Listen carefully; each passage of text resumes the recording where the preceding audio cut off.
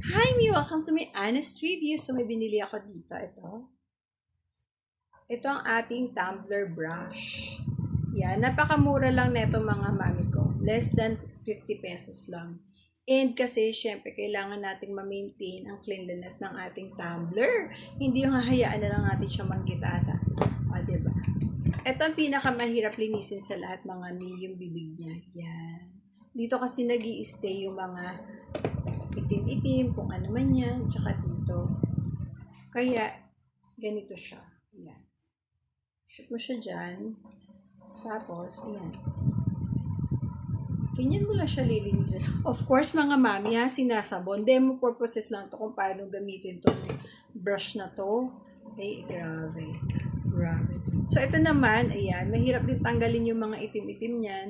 So, you can see, oh, medyo madumi na nga siya.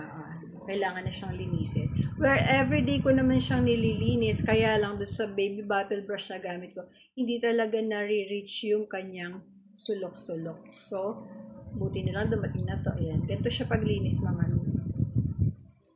Yan, kukus-kus-kus-kusin nyo lang yan, yung pagitan na yan. Parang wawalisin. Tapos ito din, dito, yan, scrub nyo yan. Of course, dapat may sabon. Tapos, ito naman, yung mga hard to reach areas, yung kagaya sa loob, diba? Ang dumi. Yan, gaganyan-ganyanin mo lang. Napakabago pa nito mga miki. Enjoy na enjoy ako. Grabe.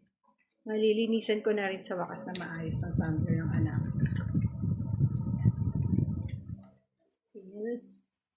Ganyan lang, o, diba? Para mapanatiling malinis ang inuman ng ating mga anak. Kasi syempre, dyan na tayo. Okay. Yeah. Ayan. Para mapanatiling malinis ang inuman ng mga anak. Para healthy sila lagi. Tsaka fresh lagi ang iniinom nila. O siya mga mi, nalagay ko na yung link sa comment. Get yours now.